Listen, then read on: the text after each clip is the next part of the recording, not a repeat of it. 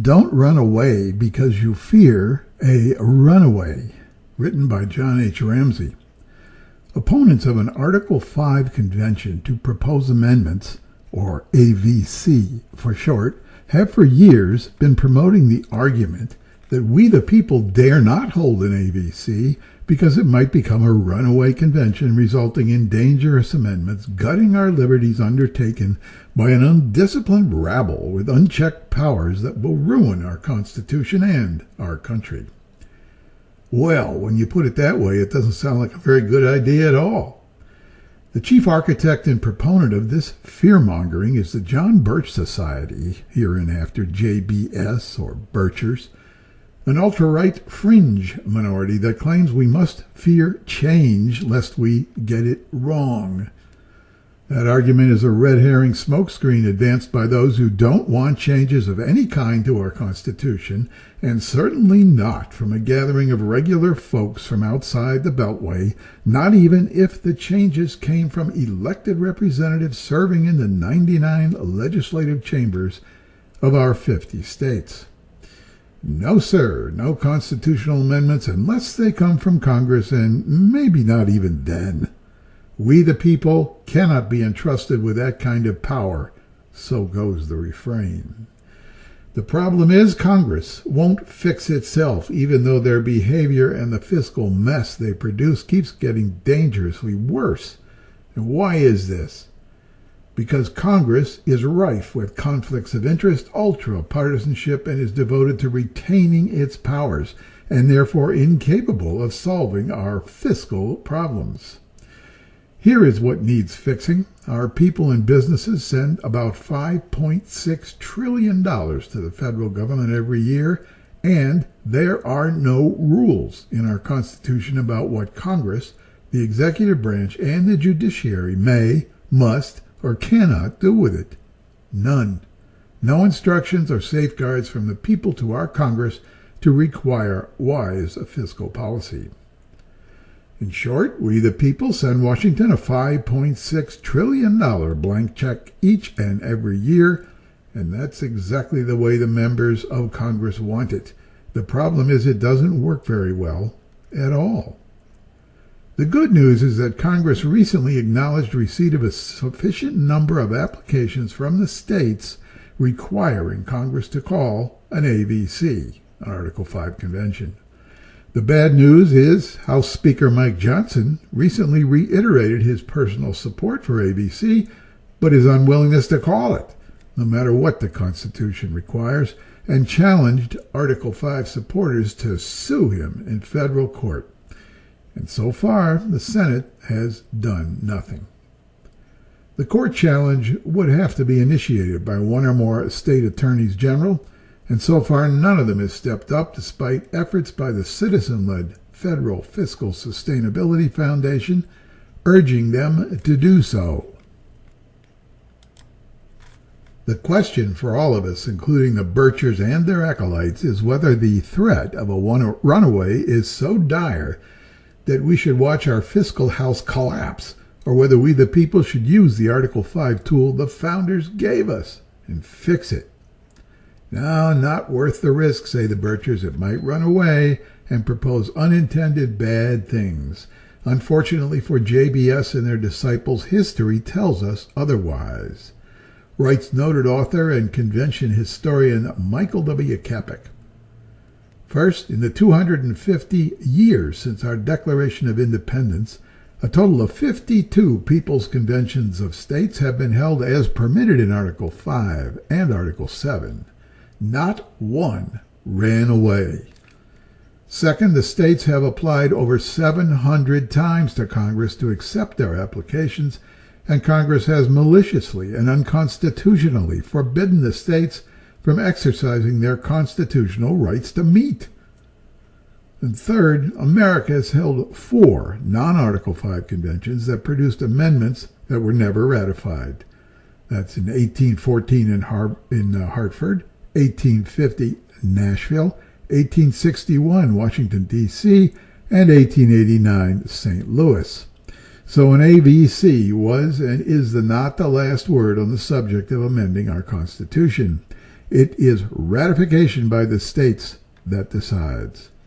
An ABC does not have the authority to change or ratify anything without permission from the states.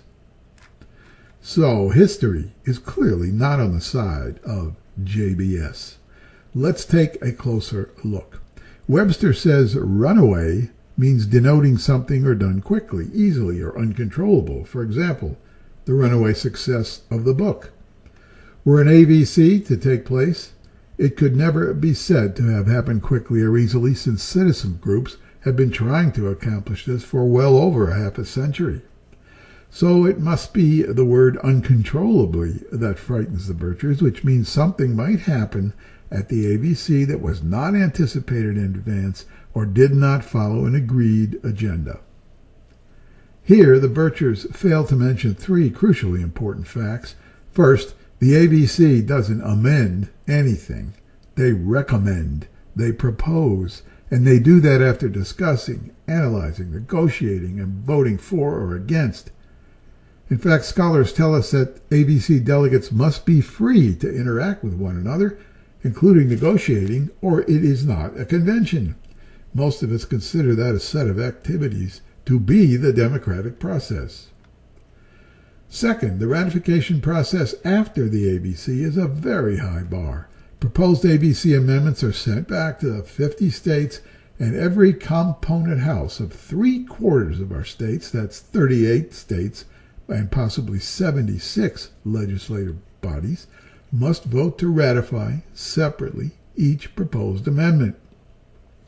Some states could decide whether or not to ratify by a referendum of their citizens, and that is the purest form of our democracy.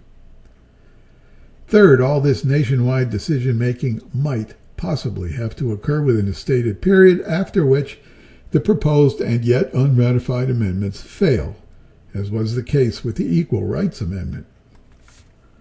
If, in a larger context, we are to heed the Birchers' warning to avoid the occurrence of runaway outcomes in the conduct of our public affairs, then we invite members and supporters of the JBS to join with us and vigorously oppose the following. Speaking of runaways, runaway spending by our profligate Congress and by a succession of presidents that sign such spending into law each year. Sometimes we bundle lots of spending in an aggregate bill and call it big and beautiful. That's what got us a national debt of $39 trillion and an annual deficit in this fiscal year expected to reach $1.9 trillion. Runaway legislation that satisfies short-term appetites but creates huge unfunded liabilities for future generations of our citizens too young to vote when the obligations were created. The total of those unfunded liabilities has now reached $174 trillion and is continuing to grow. These liabilities are real. Some of them will come due within 7 years of this writing. Conclusion, our national government is insolvent. Even our federal government officials officially admit that. Third, runaway regulations, 175,000 pages of them, created and administered by unelected employees in federal departments and agencies that collectively cost our economy $2 to $3 trillion per year, more than the annual total Uncle Sam collects from all personal and corporate income taxes. A new report from the Competitive Enterprise Institute, or CEI, states that there are 445 federal agencies with the legal authority to publish regulations. In fiscal year 2016, those agencies created 3,853 new federal regulations, compared with only 214 laws actually passed by Congress and signed by the President.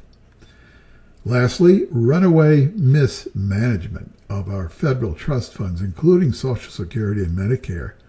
And that has enabled Congress and the executive branch to misapply the trillions of dollars of payroll taxes we and our employers have paid into Social Security and Medicare and into other federal trust funds to pay other government bills, denying our citizens the benefits of decades of cumulative compound returns that could have accrued from prudent investment of those tax receipts over 40-plus years of our working lives. There is a solution to correct all of this. Considerable work to create the comprehensive federal government fiscal policy reform we need has been accomplished and is ready for consideration by delegates to the ABC if we can only get past the irrational objections and call it. The solution is entitled the Bill of Financial Responsibilities, or BOFR for short. It's a package of 5 common-sense amendments requiring Congress and all agencies of the federal government to exercise responsible financial management. It's only 4 pages long, and the text is available in the written version of this article or in the link description below. So, the time has come and the bill is past due. The question before us is whether we the people will step up and utilize the opportunities the founders gave us in Article 5 of our Constitution and right the behavior of our runaway federal government before our untreated insolvency tightens its inevitable grip and opportunities to fix it run away.